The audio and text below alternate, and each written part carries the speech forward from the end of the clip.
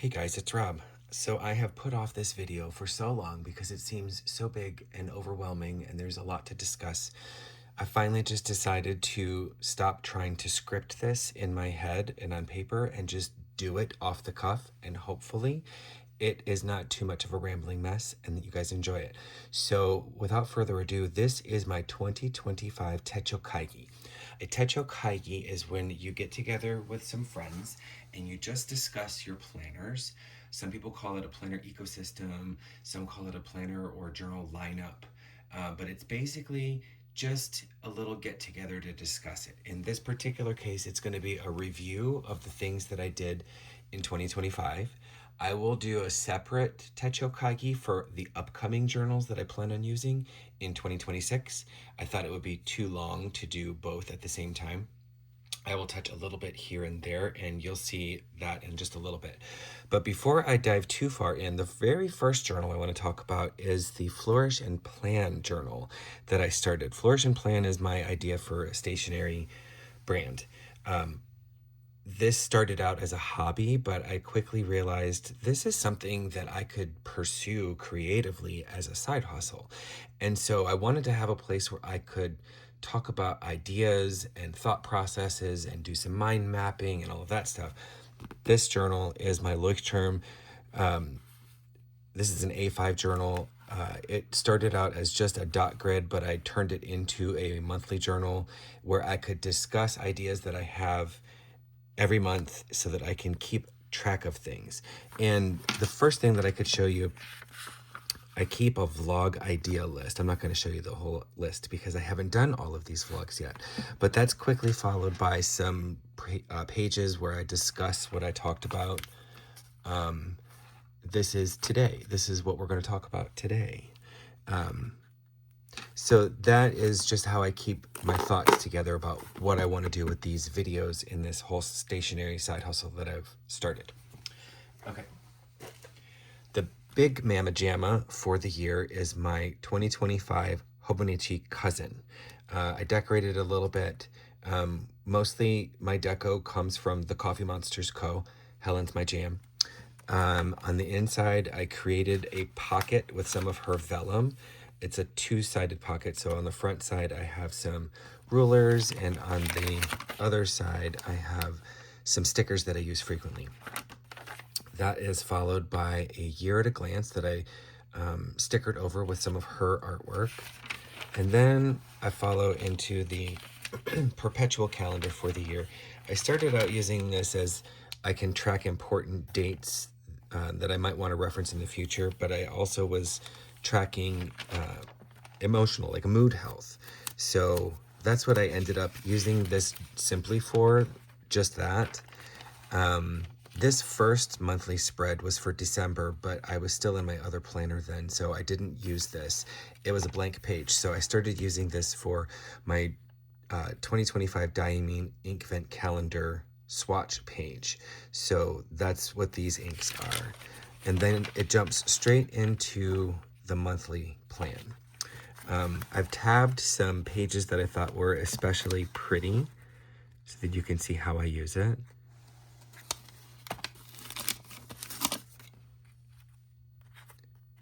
I'm not going to show you every page because that would be crazy. These were some metallic watercolor doodles that I did for this layout. I thought they were really pretty. The Coffee Monsters Co. layouts are some of my favorite. I like the aesthetically pleasing, simple layouts the best, even though those are not what I usually do. If you've been following along my channel, you'll know that my struggle this year has been editing. It's usually a little bit overwhelming, like these ones. But I love them. I love stickers. I like trying to make things pretty and functional at the same time. I use these pages to keep track of my life, to keep track of projects as a daily journal. Outside of the weekly plan, we jump to the daily plan. You can write my morning pages, thoughts on these. I only do one page. I don't do 3 pages. I just don't have that much to say. But I had a couple layouts that I was particularly proud of this year.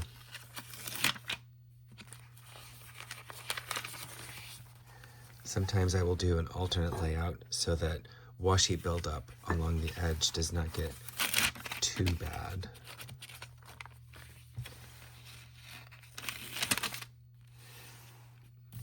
Mostly every day I have my to-do list. I answer a prompt that kind of gets the creative juices going. I will make either 1 or 2 journal entries throughout the day. And then at the bottom, I have a word of the day, a fact of the day, and a slang word of the day. I like a page that's kind of sectioned out like this. It helps make it visually appealing to my eye. Not everybody likes that. Some people just prefer to use the page blank as is, and that's totally cool too. You do what you do. In the back, there were some blank pages, and I was initially using these to track some pens and inks that I was using, but I quickly ran out of page because I like to swap inks pretty often, as you see. So I didn't have too many of these pages back there. I eventually ended up with another notebook, and I'll show you that. There's a bunch of pages in here that I don't really use a whole lot. I do use this page because I weigh my Hobonichi at the end of every month, and you can see how she's grown with all the stickers and washing. But then there was a bunch of pages that I don't use. But this one was a fun one, I thought. Every little bits and bobs left over after a lay for a month or a week, if there's anything left over, goes into the washi graveyard because I don't like to waste anything. So I use that. And then the Coffee Monsters Co. order package sticker collection. It's too much, I know. It's fine though. So that was my Hobonichi cousin. So you saw back here how badly things bleed through. This is the bad batch of 2025 Tomoe River paper. It got me thinking, maybe the Hobonichi is not for me because of that bleed through project. So I got a Wonderland 222 just so I can do a test. And this paper handled things admirably. I did a direct comparison. I did the exact same spread on each of these days in this book and in my Hobonichi cousin. I used the same inks, I used the same layout, and this book performed admirably well. So this is a 2025. For 2026, Wonderland 222 decided to change their paper. So while this was a worthwhile endeavor, it's not apples to apples comparison because the paper is different. I'll get to that in the next video, but suffice it to say, the paper issue was large enough that I did not feel comfortable going forward with a Hobonichi because of the bleed through. So I took the chance with a Wonderland 222 for 2026, and I'm glad that I did.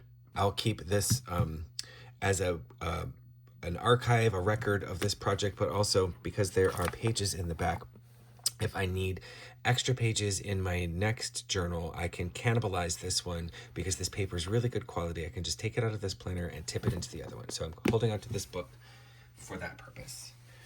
At the beginning of the year, I was using a Hobonichi Weeks to track my health and fitness. I have a fold-out tip-in that had my workouts that I'd follow every week. There's a lot of this book that I did not use to its full capacity, but what I did do was track my steps and my workouts using the perpetual calendar in the front. I attempted to do some deco on the monthly and weekly pages, thinking that I would do this more often. But I decided for this particular journal, the Fitness and Health Journal, I don't need deco. I was following along with how Helen from the Coffee Monsters Co. did her layouts, and eventually I started to experiment with my own layouts. And as I got more and more comfortable, I started thinking this format, this size planner is not the best for me because it's kind of long and lugging it around to the gym wasn't ideal for me. I needed something smaller. But there was a lot that I did track in it or use it for, so I needed something. This was the weather that I tracked. This helped me dress for the day so that when I was doing my outdoor workouts, I knew what to expect. I got that idea from Lena Trompour from the Facebook group for the Coffee Monsters Co. So thank you, Lena, for creating that. I totally copied you. Yes, that's true. So I decided that this size did not work for me. So I switched to a 2025 Wonderland 222 A6 size core planner with stacked weekends. I have it in a cover that creates a pocket where I keep some Coffee Monsters Co. tiny icons that I use to track things, including workouts and weather. I created a tip-in. This worked out really well. I used a bean card from the Coffee Monsters Co. to create this tip-in because the other one was just paper and it was a little flimsy, and this cardstock is much better, plus it's really cute. So I tipped that in as a fold-out, and it helps me track what I'm supposed to be doing every day in the gym. Then this is the steps and workouts tracker that I was using in the weeks, translated into this format. I tracked the weather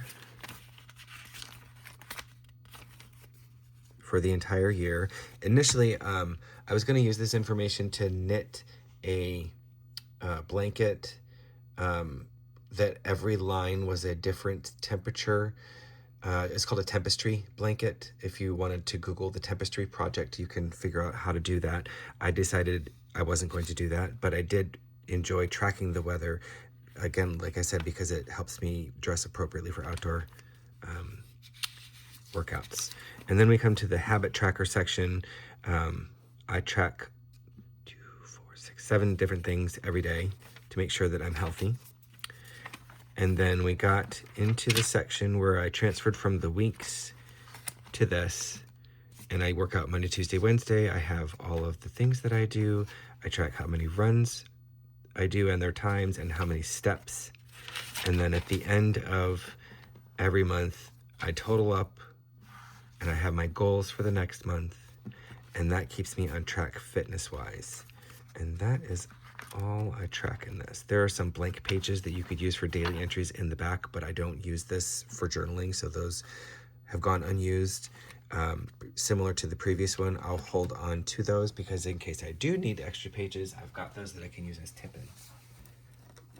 I also use a Hobonichi 5-year planner, and the thought of this is to write a small, like literally 2 to 3 sentences every day so that you can track yourself over the span of 5 years, and you can compare how your life is stacking up from year to year. I had a bad one of these at first. It was awful paper. Everything bled through, like completely ran through pages, completely unusable. So I contacted Hobonichi and they were willing to replace this one. They were not willing to replace my cousin, but they did do this one. It's sort of minimalist. There's not as many different kinds of things that you can track like there is in the cousin or a Han. You've got some calendars up front, and then you've got a section for each year. This particular book is 2025 through 2029, so I will track January 1st for 2025 and every year after for 5 years. On the following page, it's just a blank grid, so I've decided to take snapshots that I like of each day that I have a nice picture for and paste it over here. I use a Canon selfie printer. It prints on paper about that size, and you can do a collage and then cut it and you peel the paper off of the back and it turns it into a sticker. So I decided to just, write a couple sentences every day. Sometimes I have a picture, sometimes I don't. At the end of 5 years, I will be able to look back and see some lovely memories. And that's my 5-year journal. And then on a daily basis, I was using just a blank journal. This is from Planner Monkey Co. Decorated with some The Coffee Monsters Co. stickers. And I was using this exactly how Helen from The Coffee Monsters Co. did as well, as a ADHD manager. So it's basically a running perpetual calendar. You turn it landscape so that you can just flip and it runs in chronological order, and you can list your tasks however you'd like. Mine are in order of importance, so I know when I've got my list of things that I need to get done that day, the things that are at the top are the things that I need to get done most importantly. Anything that's not checked off at the end of the day just gets translated to the next day, and that way you've always got a current list of things that you need to do. However, around the end of this book, I decided to make a change. I was nervous about taking my Hobonichi cousin out into the real world. I decided I was going to make a split. The schism involved having personal stuff in my Hobonichi cousin and work stuff in a plotter. So this is a notebook system that's got a really nice leather cover, and it's a ring-bound system. And the idea is, because it is so thin, you only take with you what you need to work on currently. So it's a minimalist aesthetic, which is nice for my job, but it's also something that I don't mind taking out into the real world, because the data that's contained here, I wouldn't be devastated if I lost or if this went missing. So inside of this, I would keep my to-do list. So I stopped using that ADHD journal and started using this. It's just a really nice quality paper. I can use fountain pens on it, and it's great, but I was able to just have a different page for every day. In the back, I made some project manager folders, and this is where I would put things like my salon orders, things that I was wanting to buy. I had a monthly calendar and a weekly calendar that I would use to keep track of client data. These are obviously blank. I don't have anything in there that's got anything that you could see how I used it, because one of the great things about this is once you're done with the month or the week, you can recycle these pages. You don't need to keep that stuff. So I didn't. And then in the back, there is this fold-out accordion style perpetual calendar. It was really cool.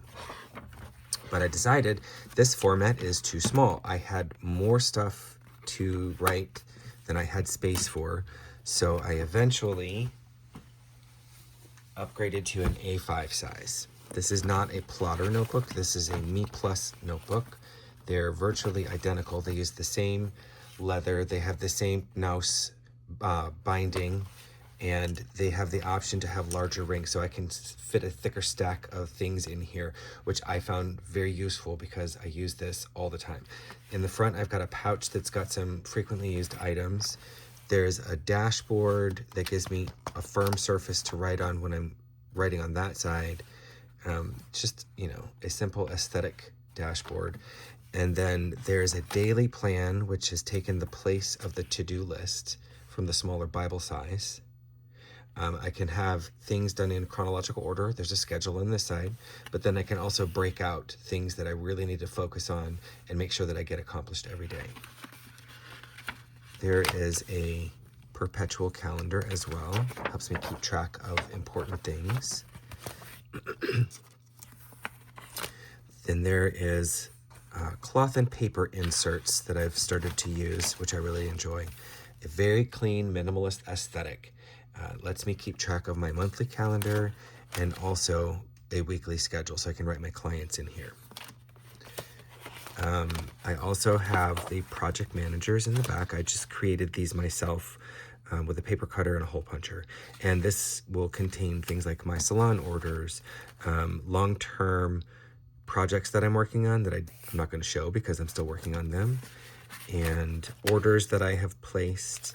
And this is just a nice way to keep things categorized with a small modicum of privacy so that you can keep just the projects that you're working on with you in this and not have to worry about having too much bulk.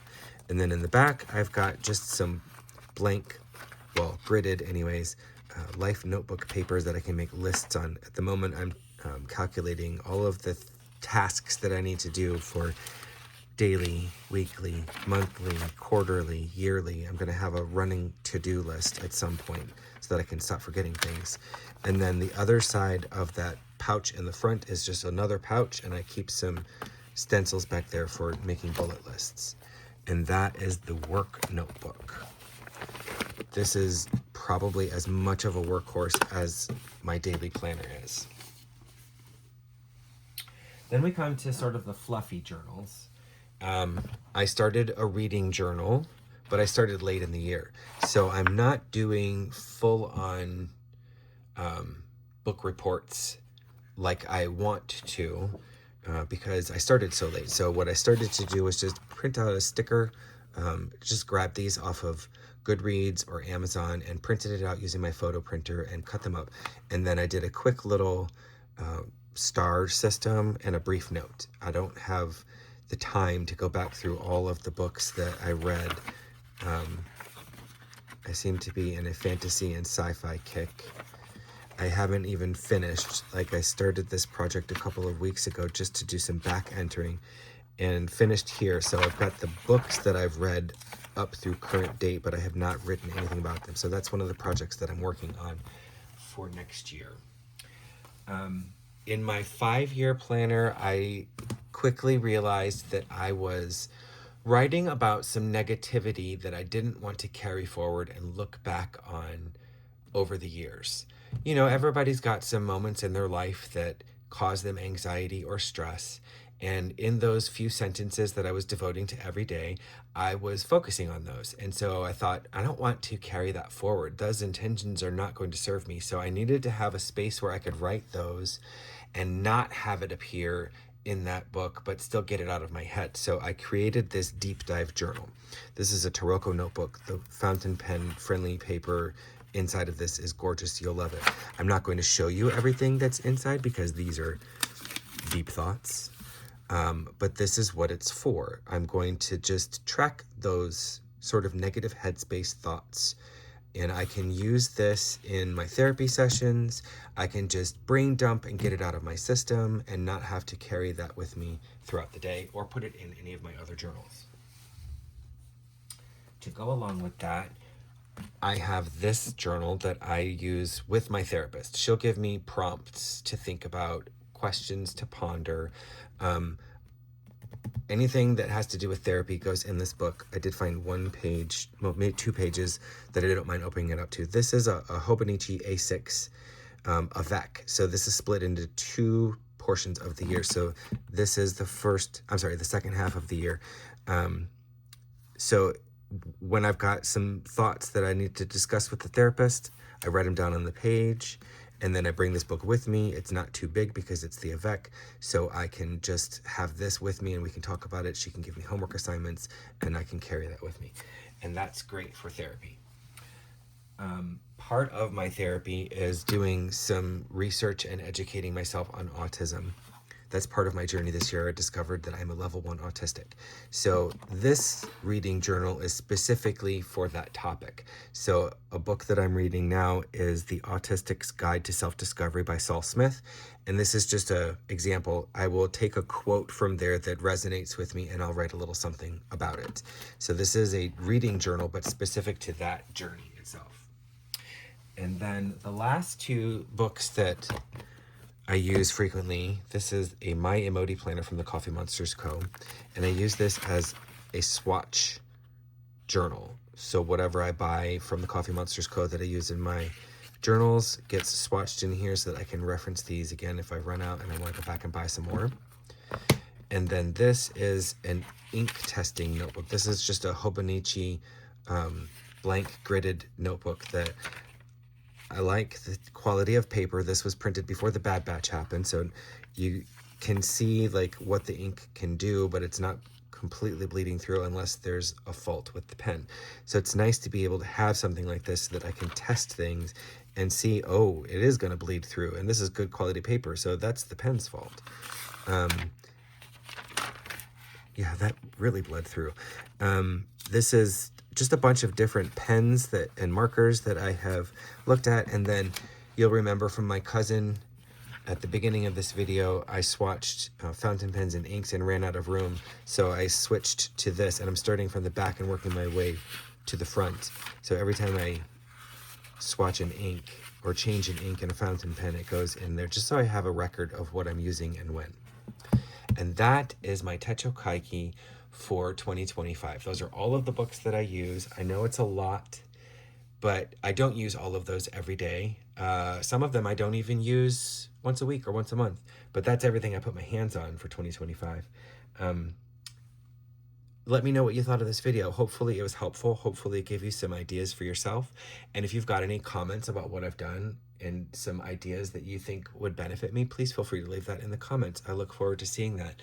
And take care of yourself and take care of each other.